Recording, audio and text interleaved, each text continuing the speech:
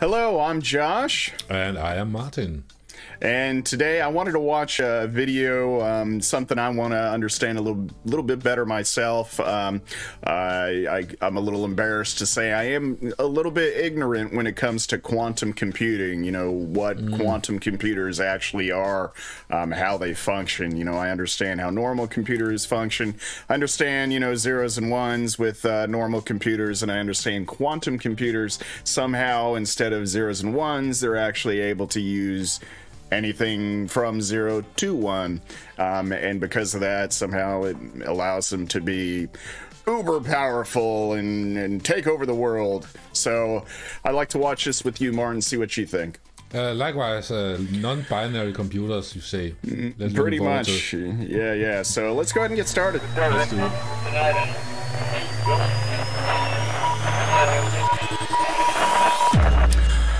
Alright, so quantum computers explained, limits of human technology. So go ahead and let's hit play. For most of our history, human technology consisted of our brains, fire, and sharp sticks. While fire and sharp sticks became power plants and nuclear weapons, the biggest upgrade has happened to our brains. Since the 1960s, the power of our brain machines has kept growing exponentially, allowing computers to get smaller and more powerful at the same time. But this process is about to meet its physical limits.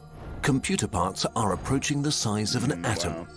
To understand why this is a problem, we have to clear up some basics. I think I heard something about the CPUs today are becoming so thin in atoms that sometimes the electrons will just shoot past a gate because if they're so thin now, it's becoming a problem.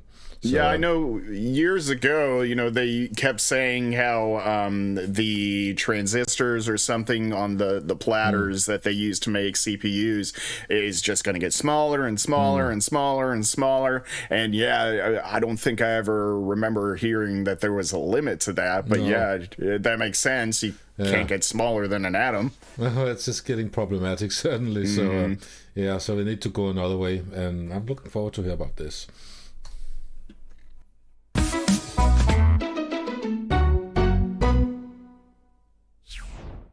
A computer is made up of very simple components doing very simple things, representing data, the means of processing it, and control mechanisms.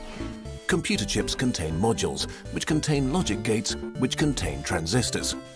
A transistor is the simplest form of a data processor in computers, basically a switch that can either block or open the way for information coming through. This information is made up of bits, which can be set to either 0 or 1. Combinations of several bits are used to represent more complex information. Transistors are combined to create logic gates, which still do very simple stuff. For example, an AND gate sends an output of 1 if all of its inputs are 1, and an output of 0 otherwise. Combinations of logic gates finally form meaningful modules, say for adding two numbers. Once you can add, you can also multiply, and once you can multiply, you can basically do anything. Since all basic operations are literally simpler than first-grade math, you can imagine a computer as a group of 7-year-olds answering really basic math questions. A large enough bunch of them could compute anything from astrophysics to Zelda. However, with parts getting tinier and tinier, quantum physics are making things tricky. In a nutshell, a transistor is just an electric switch. Electricity is electrons moving from one place to another, so a switch is a passage that can block electrons from moving in one direction. Someone built a simple CPU in Minecraft, actually. Yeah, I saw gates. that. Yeah, there was a couple of years ago they made that, and he did definitely watch that video. It's incredible the amount of work they must have put into that, and they go into the 3D world, and you know they'll move around and explain the whole thing. That is incredible. The first place I worked, we had CPU emulators, so we were writing code for in machine language for CPUs, for microsystems controlling different things. And to emulate it, we had a big computer emulating a CPU, and we would plug that into where the CPU sits, like if you know in the motherboard, and we could stop the and running it in slow motion. That was really exciting, and of course things were a lot different back then than they are today. So you needed huge machines to emulate, and now, like, if you're programming on Android or iOS, you can emulate almost any phone or any browser. I'm so old that my first computer, I had that on my Commodore 64. I had on my Nokia phone as an emulator back in 2005. So anyway, we're getting off topic again. Let's move on. Today, a typical scale for transistors is 14 nanometers, which is about 8 times less than the HIV virus's diameter and 500 times smaller than a red blood cell's. As transistors are shrinking to the size of only a few atoms, electrons may just transfer themselves to the other side. This video, you remember? It's very recent. That's why I brought it up. Go ahead and let's see. When was it? No, 2015. Oh, wow. I must be thinking of a different video. Yeah, because now they're below. It's at 14 nanometers. Now they're below. Is it 7 they're down to now? Or wow. 4? Yeah, 14. That's old hat. No, I think it's crazy, at least for some reason I thought this was a new video. I must have been thinking of a different one, but the information still just as applicable. It's like the age of the universe when it's down in these sizes. It's so tiny. It's almost, as he explains here, how small it is. It's insane. It's amazing that they can make these things small. A blocked passage via a process called quantum tunneling. In the quantum realm, physics works quite differently from the predictable ways we're used to, and traditional computers just stop making sense. We are approaching a real physical barrier for our technological progress. To solve this problem, scientists are trying to use these unusual quantum properties to their advantage by building quantum computers. In normal computers, bits are the smallest units of information. Quantum computers use qubits, which can also be set to one of 2 values. A qubit can be any 2-level quantum system, such as a spin in a magnetic field or a single photon. 0 and 1 are this system's possible states, like the photon's horizontal or vertical polarization. In the quantum world, the qubit doesn't have to be in just one of those, it can be in any proportions of both states at once. This is called superposition.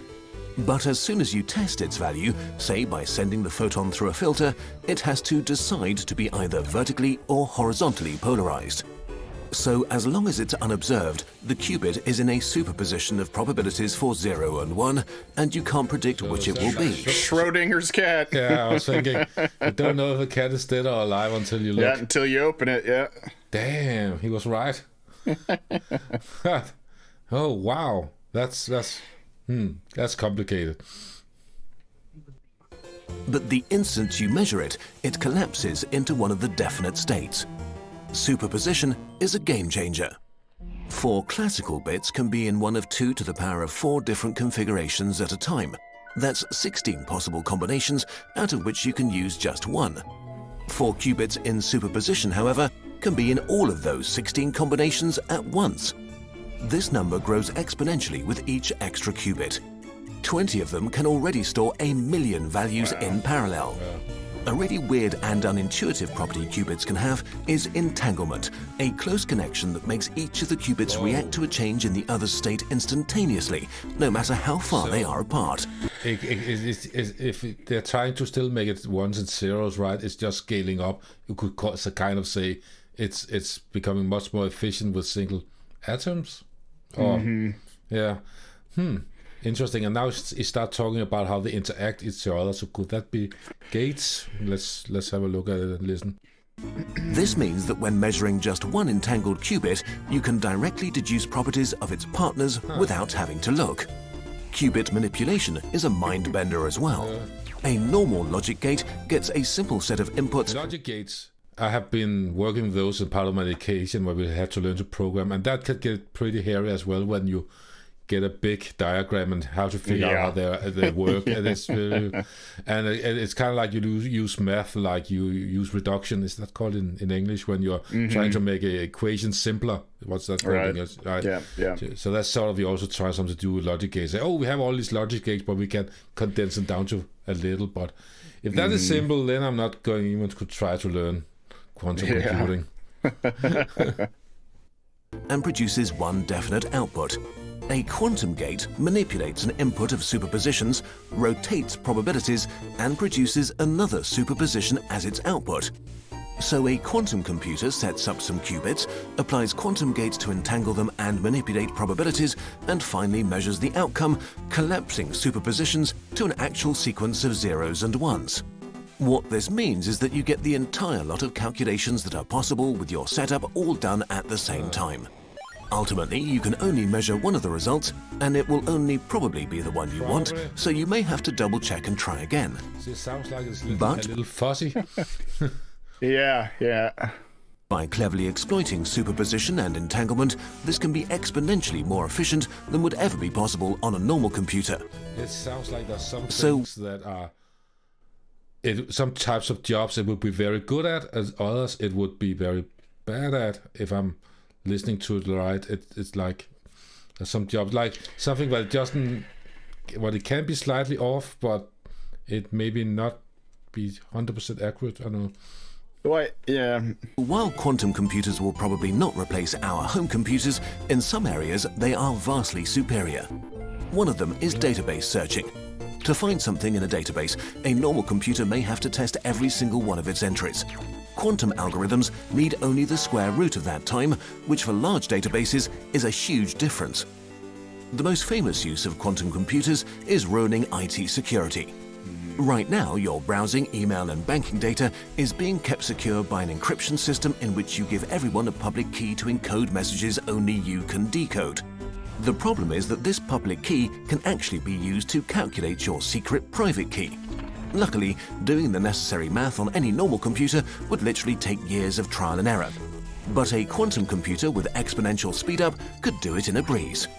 Another really exciting new use is simulation. All encryption is useless. yeah. I'm not sure.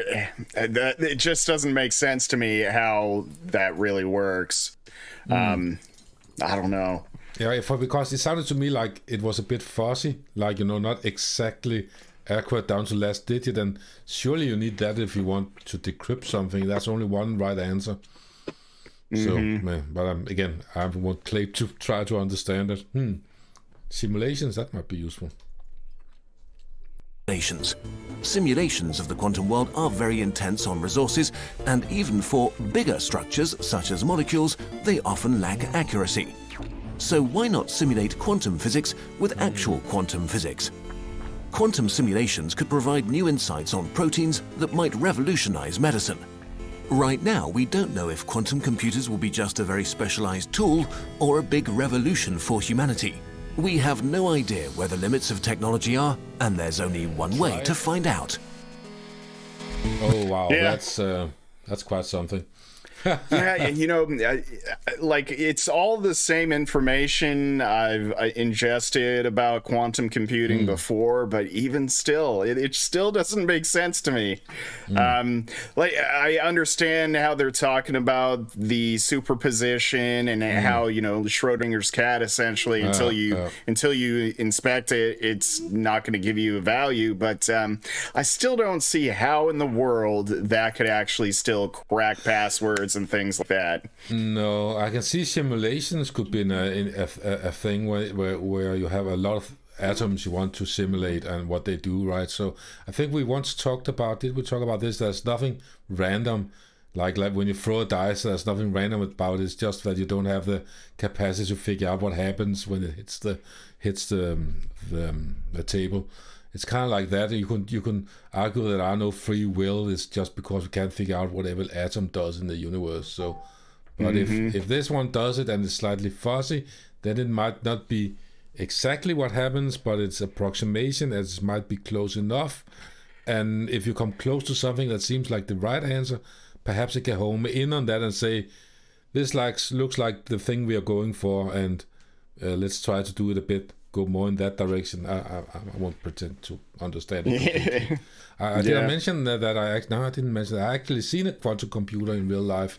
It might be a mock-up of it, but it was the last US has what's called CES, the technical thing in Las Vegas, and in Europe we had CeBIT that was stopped a few years ago down in Hanover in Germany. And I believe it was IBM who had that on display.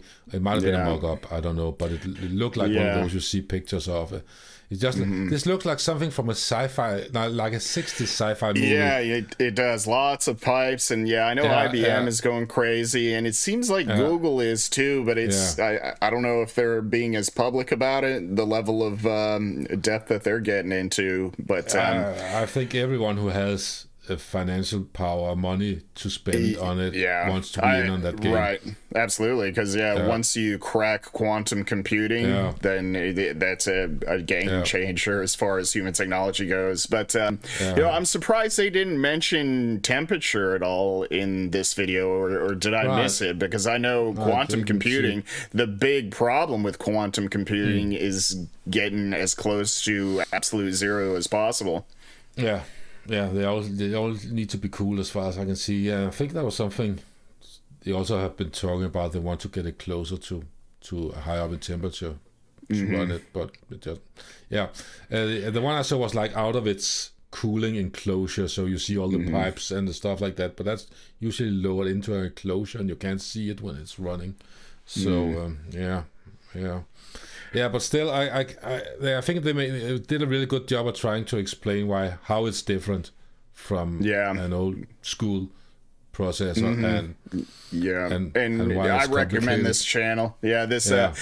Do you know how to pronounce that? Because Kurzgesagt.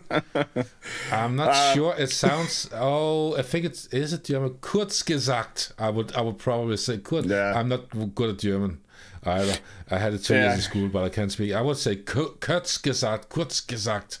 Yeah, they make lots of videos animated like this. This is like the typical style of animation they do for the videos, and lots of interesting topics. Makes it easy for somebody that's not too familiar with the topic. They explain it in very nicely. So, a huge shout out to them for Martin. Could you say the name again? Kurzgesagt. Huge shout out to them. So I'm not sure either. Kurzgesagt. I think that's it for this video, unless you want anything else to add, Martin. No, I'm just have my brain blown or overloaded.